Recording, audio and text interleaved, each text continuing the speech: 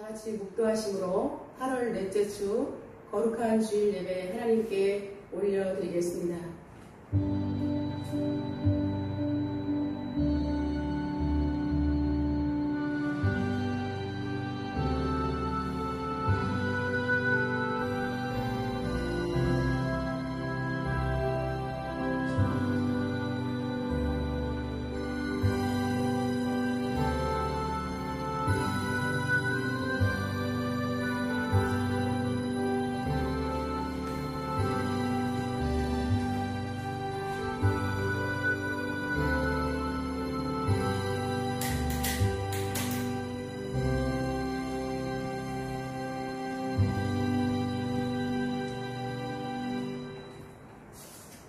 찬송가 26장 하나님 앞에 올려드리겠습니다.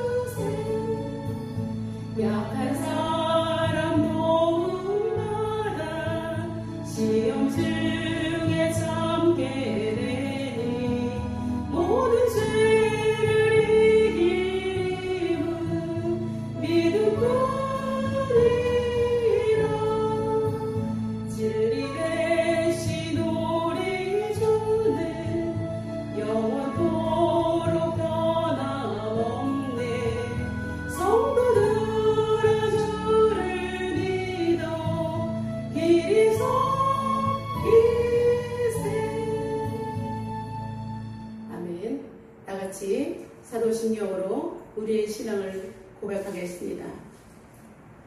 나는 전능하신 아버지 하나님 천지의 창조주를 믿습니다. 나는 그의 유일하신 아들 우리 주 예수 그리스도를 믿습니다.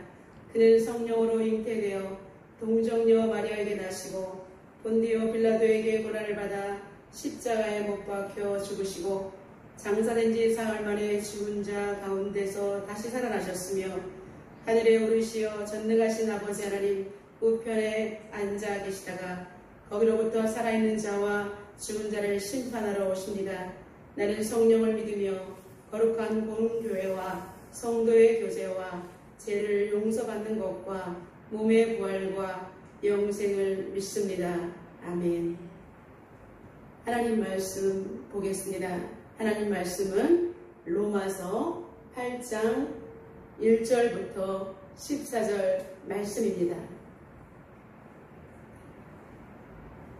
할렐루야. 거룩한 주일 예배를 하나님께 올려드립니다. 비록 각자의 처소에서 드리지만 또한 환난날에 대한 훈련이라 생각하며 하나님께 영광을 올려드립니다. 오늘은 생명의 법과 사망의 법이라는 제목으로 은혜를 나누겠습니다. 로마서가 거대한 히말라야 산맥이라면 로마서 8장은 히말라야 산맥의 가장 높은 봉우리인 에베레스트산과 같습니다. 또한 로마서가 우리가 손에 끼는 귀한 반지라면 8장은 그 반지 속의 보석과 같습니다. 로마서 8장은 구원받은 사람에게 대해서 가장 장엄하고도 아름답게 묘사하고 있는 부분입니다. 이 세상에서 가장 고귀한 보석과 같은 새 생명을 얻은 성도는 하나님 나라의 법의 통치를 받게 됩니다. 하나님 나라의 법은 곧 생명의 법입니다. 그러나 하나님을 알지 못하는 사람은 사망의 법이 적용되는 것입니다. 하나님 나라의 백성은 하나님 나라의 시민권을 얻게 됩니다. 그리고 생명의 성령의 법 테두리 안에서 하나님의 언약으로 보증받고 그리고 나서 복된 삶을 누리며 살아갈 수 있게 되는 것입니다. 첫째로 생명의 법을 가진 사람은 정죄함을 받지 않습니다. 사도 바울은 구원받은 성도에게 주어지는 특권은 바로 자유라고 선언을 합니다. 자유라는 사전적인 의미는 남에게 구속을 받거나 무엇에 얽매이지 않고 자기 마음대로 행동하는 일 또는 그러한 상태라고 정의합니다. 마치 노예가 노예 문세를 떼어버리고 속량을 받아 이제는 자유인이 된 것처럼 하나님의 사람들은 자유인 것입니다. 이 세상 그 누구도 하나님 안에 있는 사람을 정죄하거나 판단할 수 없다는 것입니다. 하나님께서 공식적으로 대가를 지불하시고 이제 당신의 인을 쳐서 보증하셨기 때문에 다시는 종의 신분으로 돌아갈까봐 두려워할 필요가 없다는 것입니다. 1절과 2절을 다 같이 읽겠습니다. 그러므로 이제 그리스도 예수 안에 있는 자에게는 결코 정죄함이 없나니 이는 그리스도 예수 안에 있는 생명의 성령의 법이 죄와 사망의 법에서 너를 해방하였으니라. 사랑하는 성도 여러분, 정죄함은 헬라어로 카타크리마라고 합니다. 심판의 결과로 유죄 선고를 받는 것을 말합니다. 그러나 그리스도 예수 안에 있는 사람은 결단코 진노의 심판을 받지 아니하며 오히려 하나님의 의로웠다 하심을 받고 이제 하나님으로부터 역전되는 축복을 받게 되는 것입니다. 비록 그리스도인들도 실수를 할 수 있습니다.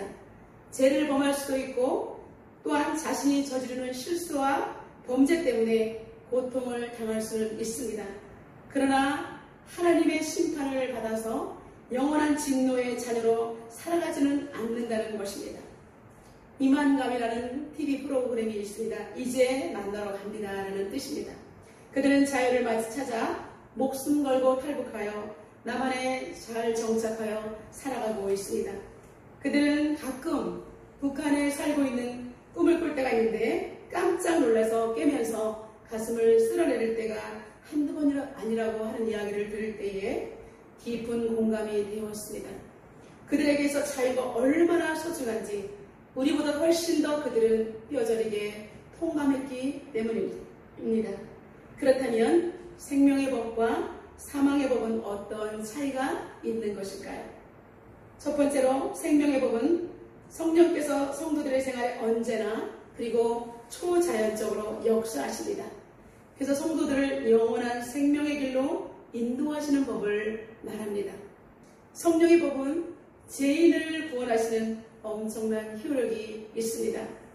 히브리서 9장 14절과 15절에 영원하신 성령으로 말미암아 흠없는 자기를 하나님께 드린 그리스도의 피가 어찌 너의 양심을 죽은 행실에서 깨끗하게 하고 살아계신 하나님을 섬기게 하지 못하겠느냐. 이로 말미암아 새 언약의 중보자시니 이는 첫 언약 때에 범한 죄에서 속량하시려고 주구사 부르심을 입은 자로 하여금 영원한 기업의 약속을 얻게 하려 하심이라 라고 말씀하고 있습니다. 첫사람 아담의 죄로 인해서 우리 인류에게는 죄로 말미암아 죽음이 왔습니다. 영원한 죽음을 이제 예수 그리스도의 보혈의 능력으로 우리를 벗겨주시고 하나님 나라의 영원한 기업을 계승하는 생명의 법이요 축복으로 우리에게 하나님께서는 안겨주셨다는 것입니다. 두 번째로 사망의 법은 죄가 사람의 전 인격을 지배하여 악을 따르게 하며 결국 인간으로부터 사망에 이르게 하는 죽음의 법입니다. 로마서 7장 23절과 24절에 사도 바울은 이렇게 탄식합니다. 내 지체 속에서 한 다른 법이 내 마음의 법과 싸워 내 지체 속에 있는 죄의 법으로 나를 사로잡는 것을 보는도다. 오라 나는 곤고한 사람이로다. 이 사망의 몸에서 누가 나를 건져내랴. 한번 침투한 사망의 법은 성도들까지도 계속해서 무너지게 하는 악한 독성과 강한 중독성을 가지고 있기 때문에 빠져나오기가 무척 힘이 듭니다. 당시 초대교회 성도들은 복음과 율법을 제대로 분별하지 못하여 많은 시행착오를 겪게 됩니다. 그들은 율법에 매여 있다 보니 기쁨을 누리지 못하고 여전히 무거운 죄의 짐을 지고 살아갔습니다. 성도 간의 율법의 잣대로 서로 간의 정죄함으로 말미암아 교회의 균열이 생기는 일들이 빈번하게 발생했습니다. 이에 사도 바울은 복음과 율법을 명쾌하게 제시함으로 성도들의 신앙을 견고히 하였습니다. 로마서 3장 19절에 우리가 알거니와 무릇 율법이 말하는 바는 율법 아래에 있는 자들에게 말하는 것이니 이는 모든 입을 막고 온 세상으로 하나님의 심판 아래에 있게 하려 함이라 라고 말씀하고 있습니다. 율법 아래에 있다는 것은 복음을 알지 못하는 사람들이 해당되는 것입니다.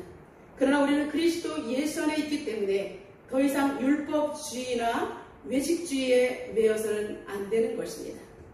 율법을 우리에게 주신 목적은 하나님께 순종하기 위함입니다. 율법은 원래 흠이 없으며 거룩하신 하나님께 순종하는 법을 제시하는 거였지만 인간이 자신의 힘으로 그것을 지키려고 했을 때는 늘 실패하였습니다. 사도 바울은 율법의 행위로 의롭다함을 얻을 수 없다라고 선언하고 있습니다. 제 문제를 해결할 사람은 이 땅에 아무도 없는 것입니다.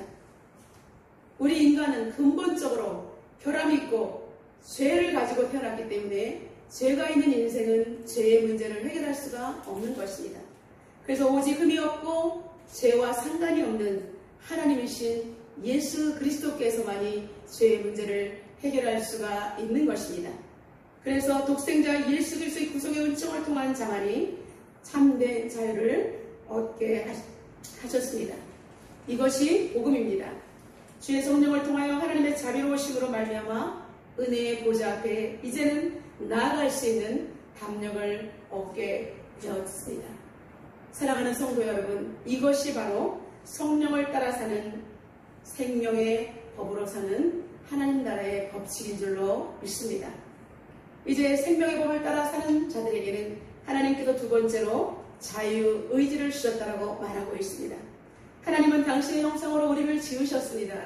그리고 다른 피조물과 다르게 우리들에게는 다스리고 정복할 수 있는 권세를 주셨습니다.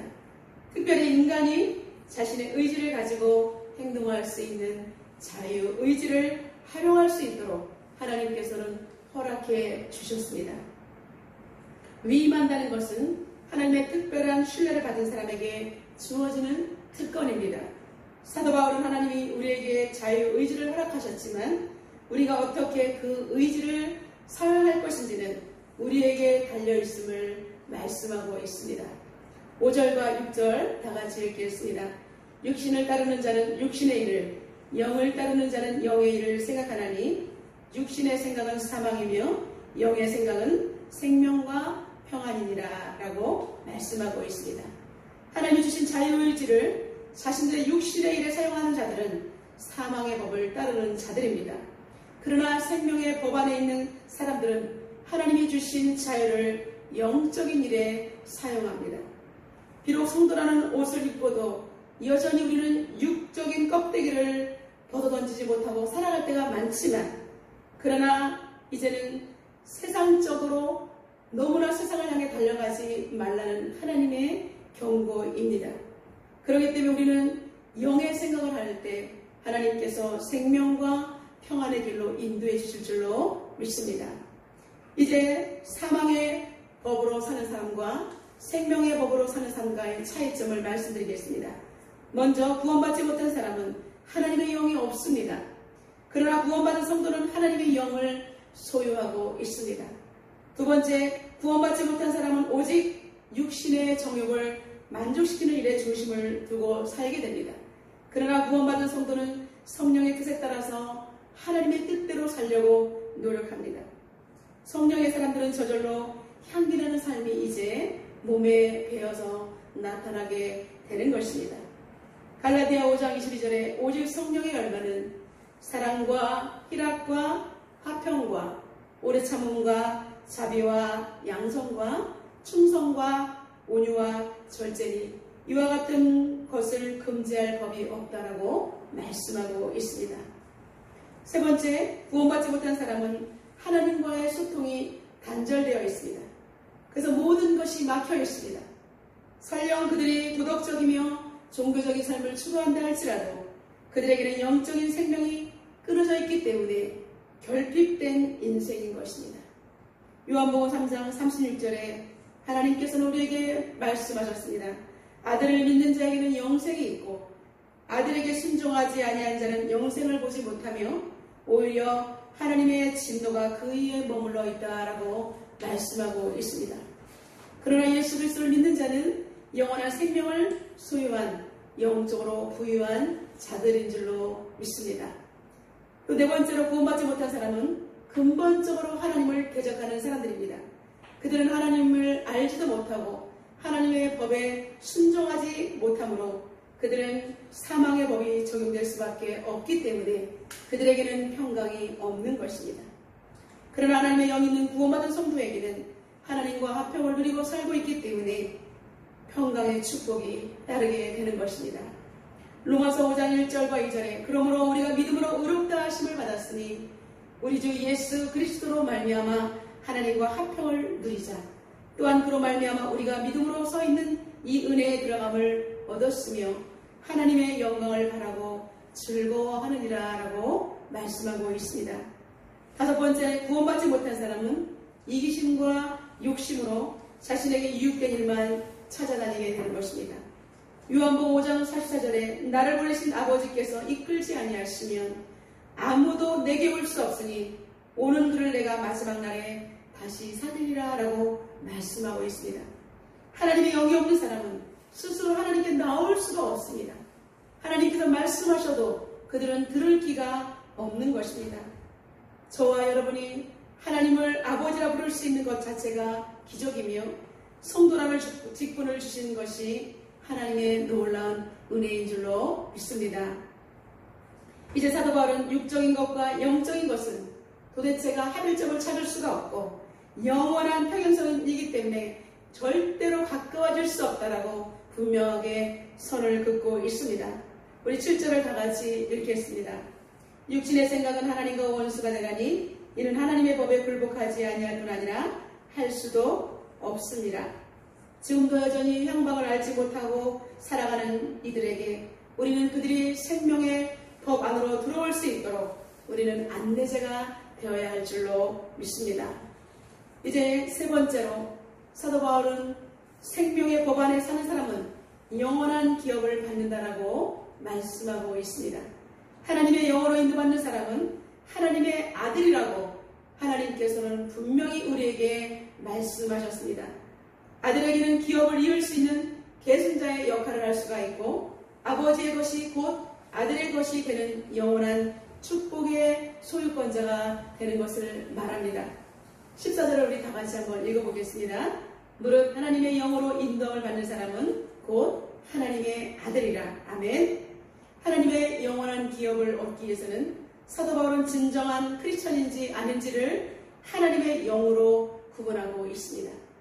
9절 안에는 만일 너희 속에 하나님의 영이 거하시면 너희가 육신에 거하지 아니하고 영에 있나니 누구든지 그리스도의 영이 없으면 그리스도의 사람이 아니라라고 분명히 말씀하고 있습니다. 내 속에 하나님의 영이 있는지 없는지는 본인이 가장 잘 아는 것입니다. 그런데 우리의 문제는 매 순간이 하나님의 영으로 살아간다는 것을 잊어버린다는 것입니다. 성령을 의식하지 않고 살기 때문에 어느 순간에 나의 자아가 먼저 툭 튀어나와서 행동하도록 우리는 나도 모르게 방치하게 되는 것입니다.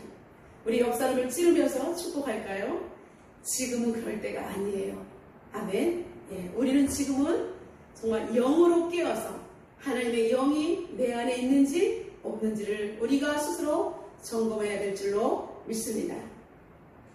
사도 바울은 이제 성도들 안에 부활의 영이신 성령님이 계시다는 사실을 상기시키면서 성령을 우리 마음속에 모시고 있는 성도가 다짐하고 결단해야 될 삶의 자세를 강하게 언급하고 있습니다. 우리 11절을 다 같이 읽겠습니다. 예수를 죽은 자 가운데서 살리신 이의 영이 너 안에 거하시면 그리스도 예수를 죽은 자 가운데서 살리신 이가 이제 너희 안에 거하시면 그리스도 예수를 죽은 자 가운데 살리신 이가 너희 안에 거하시면 그의 영으로 말미암아 너희 죽을 몸도 살리시리라. 성도라는 거룩한 옷을 입혀주신 하나님을 온전히 섬기려고 몰두하지만 성령을 마음속에 모시고 있는 성도에게는 죄를 짓게 하는 육신의 정욕은 계속하여 도전하여 오는 것입니다. 그렇다면 우리는 계속해서 사망의 법으로 우리를 덮치려는 악의 세력으로부터 벗어나 영원한 생명을 누릴 수 있는 승리자가 될 수 있을까요? 그것은 바로 그리스도의 영으로서 몸의 행실을 죽이면 된다라고 말씀하고 있습니다. 13절과 14절에 너희가 육신대로 살면 반드시 죽을 것이로되 그러나 영으로서 몸의 행실을 죽이면 살 것이라 라고 말하고 있습니다. 그리고 14절에 무릇 하나님의 영으로 인도함을 받는 사람은 곧 하나님의 아들이라라고 우리에게 말씀하셨습니다. 사랑하는 성도 여러분, 하나님의 영이 우리 안에 충만히 임하고 계속해서 하나님과 하나가 되는 것 외에는 다른 방법이 없습니다. 오직 그분이 내 안에, 내가 그분 안에 계시는 일상에서의 깊은 영성만이 하나님의 영으로 인도받는 삶을 살아가는 것입니다. 지금은 마지막 때라고 많은 사람들이 이야기를 합니다. 영적인 세계와 육의 세계가 심하게 충돌하는 것을 우리는 눈으로 보고 있습니다. 소수의 믿음의 정예 멤버들에게 하나님이 주시는 암호를 우리는 해독할 수 있어야 합니다. 오직 경건에 훈련이 된 사람만 영적인 세계를 이해할 수 있습니다. 지금은 하나님의 영적인 세계 안으로 깊게 들어갈 타이밍입니다. 그래야 하나님께서 말씀하시는 메시지들을 전달하는 생명의 통로자여 거룩한 통로자로 쓰임을 받아야 하는 것입니다. 기독교 역사상 하나님에 대한 탁월한 지식과 하나님에 대한 특별한 사랑을 가지고 있는 조나단 에드워즈 목사님을 소개합니다. 그는 18세기의 최고의 영적 거장이라고 부릅니다. 그는 1703년 아버지와 할아버지가 청교도 목사님이신 가정에서 태어났습니다. 두뇌가 명석했던 그 목사님은 19세에 예일대 교수가 되었고 이제 할아버지가 소천하시자 노샘프턴 교회의 담임 목회자로 부임하게 되었습니다. 그는 그곳에서 놀라운 성령의 역사를 일으키게 되었고 18세기 영국의 대각생 운동을 일으키는 놀라운 주역이 되었습니다. 그는 참된 신앙인이 되기 위해서는 경건의 삶이 무엇보다도 중요하다고 그는 강조하였고 이제 몸소 실천하는 삶을 살게 되었습니다. 그는 자서전, 결심문 그리고 일기를 썼는데 이러한 그의 뒷모습은 수많은 신앙인들에게 크나큰 영향력을 남겼습니다. 그의 인생의 최고의 목표는 영적 거인이 되고 싶다는 인생 목표를 분명하게 세웠습니다. 그는 성도다운 성도가 되는 것, 하나님의 허용하시는 범위 안에서 세상 최고의 그리스도인이 되는 것이 그의 목표였습니다. 1723년 그는 20살이 채 되지 않았을 때 인생의 좌우명을 다음과 같은 결심문을 만들었습니다. 이 세상에 완벽한 성도가 단 한 명 있다고 가정할 때 내가 그 사람이 되겠다.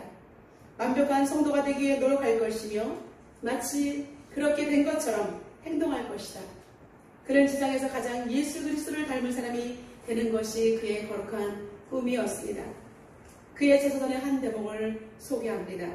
나는 모든 면에서 완벽한 그리스도인이 되려는 불타는 소원을 가지고 있었다.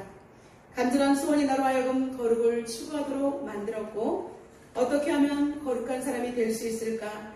어떻게 하면 하나님의 자녀답게 그리스도인의 제자답게 살 수 있을까? 라는 질문으로 계속 나는 싸웠다.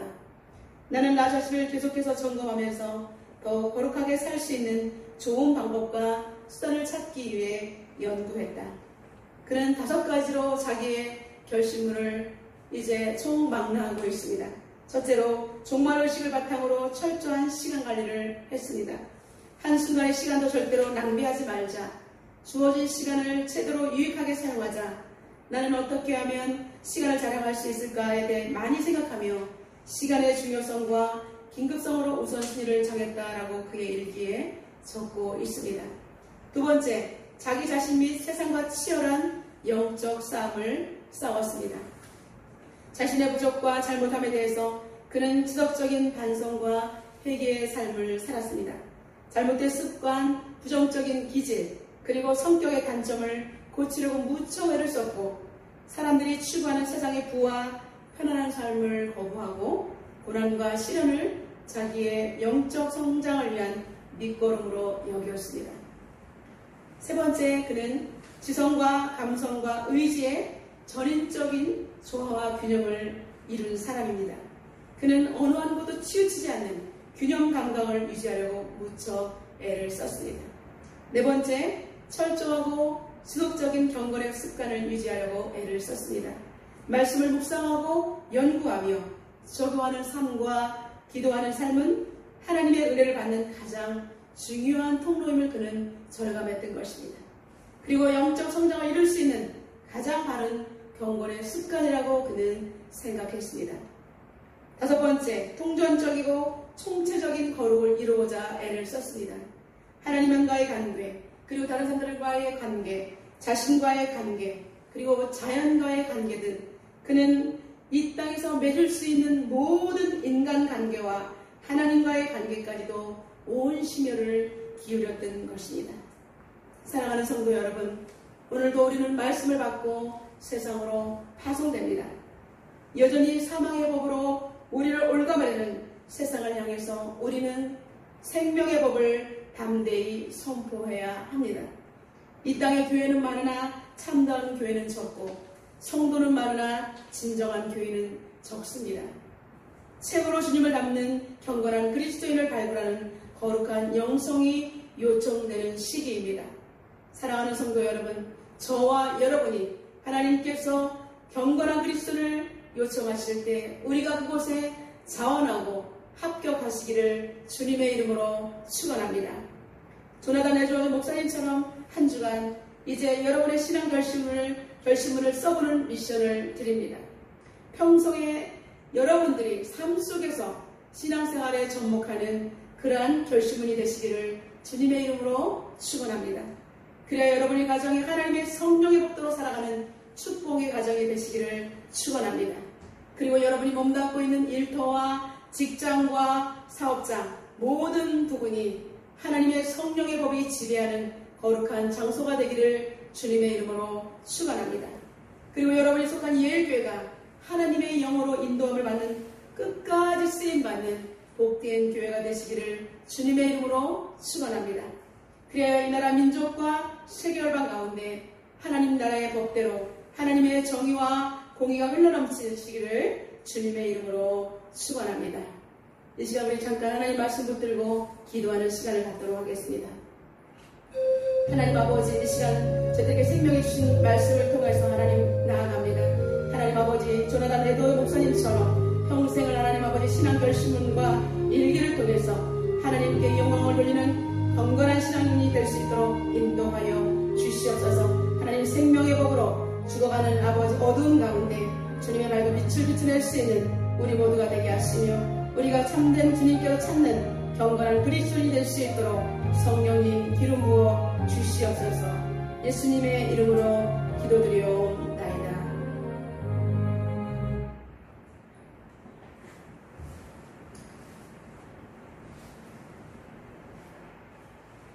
찬송가 301장 부르시면서 하나님께 헌금 올려드리겠습니다.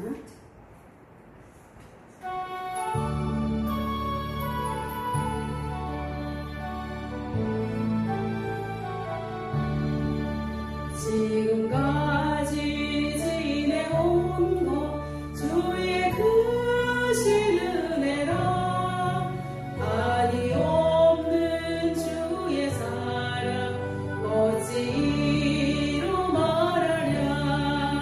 자나깨 나 주의 손이 항상 살펴주시고 모든 일을 주 안에서 평동하게 하시네. 하나님 아버지 감사합니다. 하나님께서 저희들에게 귀한 예물을 허락하여 주셔서 하나님께 올려드립니다. 생명 다하여 하나님께 올려드리오니 성도들의 가정을 축복하시고 이 예물이 쓰여지는 곳에 생명 구원의 역사가 날마다 일어날 수 있도록 성령님 기름 부어 주시옵소서. 예수님의 이름으로 기도드려옵나이다. 아멘. 교회 소식을 전합니다. 코로나로 인해서 우리가 영상 예배를 올려드리는데 하나님의 더 큰 은혜와 사랑을 위해서 여러분들이 기도해 주시고 모두가 강건하시기를 주님의 이름으로 축복합니다. 이제 축도함으로 예배를 마치겠습니다. 이제는 우리 주 예수 그리스도의 은혜와 하나님 아버지의 극진하신 사랑과 성령님의 내주 충만한 은혜를 받고 돌아가는 사랑하는 성도들 머리 위에 심령 위에 그리고 예일교회와 한국교회 위에 그리고 이 나라 민족과 세계 열방 가운데 이제부터 영원까지 함께 있을지어다.